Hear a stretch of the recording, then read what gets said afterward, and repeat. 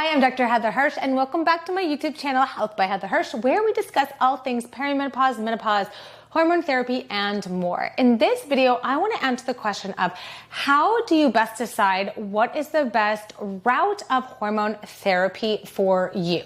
Now, what exactly is route? Well, there is two kinds of routes. The first is oral, which you've probably heard of if you've taken any supplements, vitamins, or any other medications that are oral. And the second is transdermal. Transdermal means it's applied typically to the skin and it's absorbed through the bloodstream that way.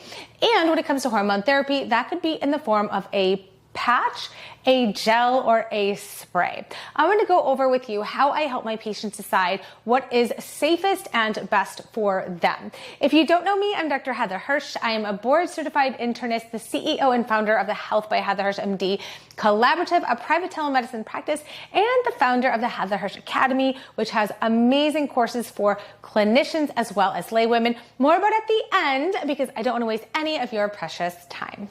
Now, a lot of people hear about transdermal applications of postmenopausal hormone replacement therapy. Right now, what's very popular is the patch, and the patch is a really great option.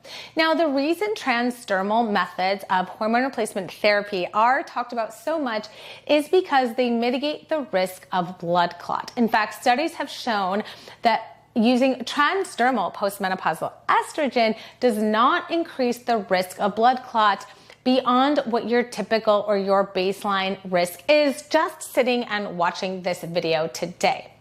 Now, compare that to oral. Actually, the risk of a blood clot on oral estradiol is extremely low. It is lower than the risk of blood clot when you use, say, birth control pills. Now, compare that to oral. Using postmenopausal oral estradiol does carry a very small risk of blood clot.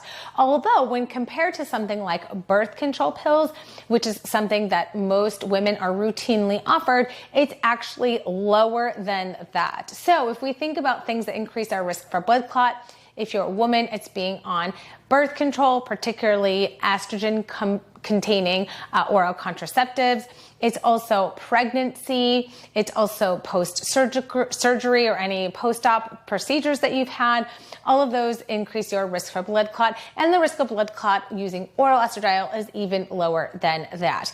So this is something that is important to know just when you're making decisions, is one safer than the other? And technically, transdermal is safer, but the differences between them are super minuscule, actually.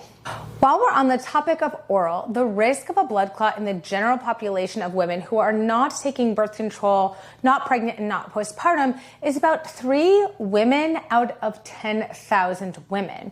The risk of a blood clot taking oral postmenopausal hormone replacement therapy goes up to 4 women out of 10,000 women.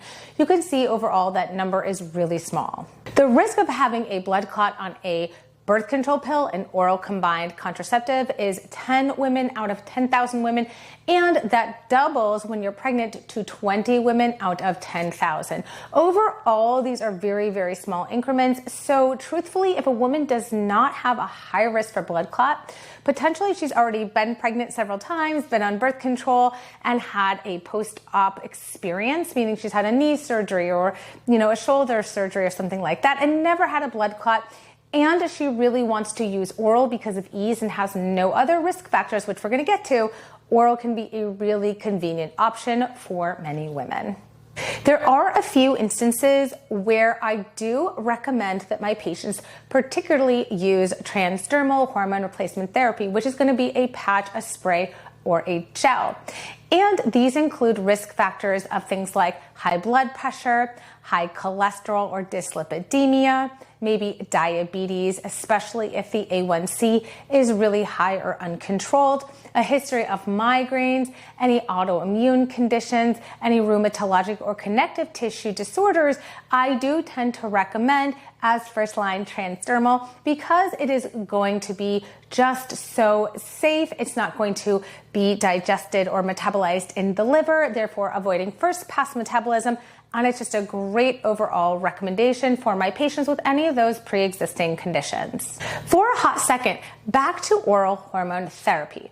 There are a subset of women for whom I find this particularly helpful, and that is for my younger patients. Younger patients are women who have either premature ovarian insufficiency, which is menopause naturally but before age 40, or early surgical menopause. That is women who've had their ovaries removed either before the age of 45, or premature surgical menopause, which is their ovaries removed before the age of 40. Oral has a lot of benefits. Number one, it's quick, easy, and it's fast. That is something that younger women may really need. The other benefit to oral estradiol is it's easy to titrate. So it's easy to go up, it's easy to go back down, and especially if you are going to be on hormone therapy for many, many years, this can be a really nice option just as you're starting to first find your dose. And younger patients tend to need a slightly higher dose. I don't like higher versus lower because that's not how we should be thinking of it. But if we're to use those words, they might need a slightly higher dose because they're trying to physiologically replace their estrogen, and you are going to be able to reach those levels oftentimes with oral versus transdermal. Now let's move to transdermal options. Of the transdermal options, the two most popular are probably the patches and then the gel. And the brand gel is called Divigel. I'll probably just refer to it as that for the rest of this video. The patch is a really, really great option. In fact, it's a lot of people's very first option because of its ease and its convenience. Now, there is a twice weekly patch and there is a weekly patch. I have a tendency to prescribe and prefer the twice a week patch over the weekly patch. I find that it just keeps the levels a little bit more steady than the 7 days where levels can ultimately drop. However, it is not always convenient to change the patch twice a week because 7 divided by 2 is 3.5. So every 3.5 days is not always the most convenient. If I have patients who are night shift workers, they're extremely busy, or they may have even attention deficit, then I actually would recommend the weekly because you're just going to be more consistent in changing that patch once a week. Now, there are some downsides with the patch. Number one, this does mean that you're wearing the sticker all the time. So basically, you're gonna put it on your abdomen area and you're gonna keep that sticker there for the 3.5 days or for the 7 days if you're on the weekly patch, and then take it off when that time is up and then put on a new one. So if you're someone who really likes hot yoga, or you have a lot of skin sensitivities, or you're prone to rashes, or you have any, say, latex allergies, or sensitive skin in general because there is some adhesive that is helping to keep that patch stuck while delivering that medicine, the patch might not be the best option for you. Now, the patch should stay on when you swim or if you shower, but I do have a lot of patients that also like to use saunas or hot tubs a lot. And again, this might be another reason that the patch is just not going to fit into your lifestyle. In that case, I might recommend a gel. Now, a gel is a really nice option because it's in every 24-hour application.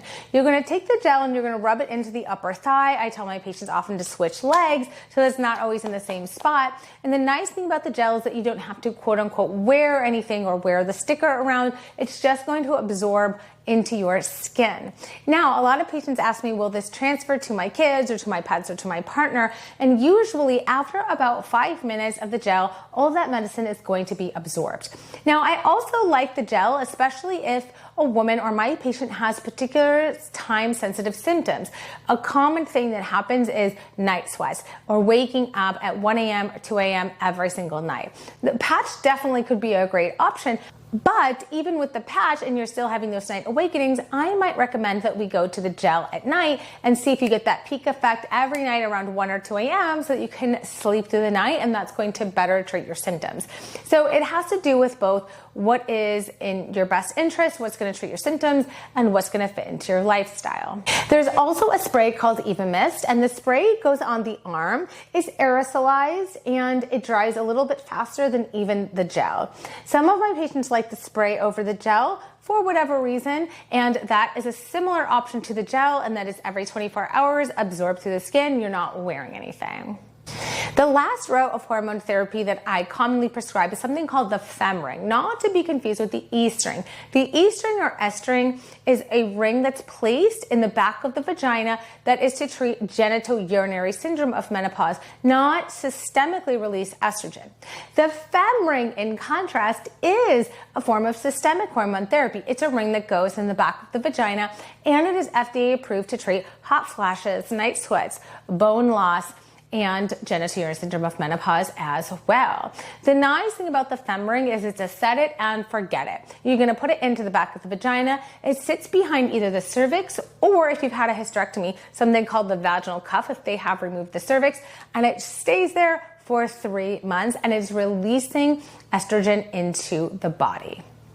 Now, it behooves me to say that if you are taking estrogen and you have an intact uterus, you must also be on some form of progesterone. This is where a great clinician is going to ensure that you are protecting the uterine from any type of uterine cancer from unopposed or estrogen without the right dose of progesterone. And you want to be sure that you're taking that progesterone with all of these forms of estrogen. This video is really meant to help you walk through what are your different options from oral to transdermal, which includes the patch, this gel, this spray, and the ring, and then what type of progesterone would you add on top of that? Now, there are several, and I've got many videos on that. The majority of women use oral progesterone in the form of Prometrium, or we use different formulations of progesterone. Commonly prescribed progesterones are going to be micronized natural progesterone or Prometrium, which is the bioidentical progesterone. There's also norethindrone, which can also be called agestin. Provera is medroxyprogesterone acetate. You could also have an intrauterine device that releases progesterone. There's a couple of other ways to do progesterone, but those are the main ones. I hope you found this video helpful. I really wanted to give you a sense of what your options are when you're starting hormone therapy and how to pick a route of estrogen. For more information, if you are a laywoman, you are definitely going to want to check out my Reclaiming Menopause Masterclass. This is going to give you an 8-hour in-depth teaching on which option is going to be best for you and help you have a knowledgeable conversation with your doctor, or come see us at the Collaborative and get individualized help. We're available in almost all 50 states. Links are all below. If you are a clinician and you love this video and you want to be able to rattle this off with your patients and help them make the best informed decisions, skyrocket your career, and have true patient satisfaction, join the Healthcare Providers course that's given through the Heather Hirsch Academy. Links for that are in the description below. If you love this channel, please consider subscribing to the channel. That tells YouTube algorithm that this is the place for all things midlife and menopause education. I thank you so much for watching this video, and I'll see you next week for a brand new video. Bye, guys.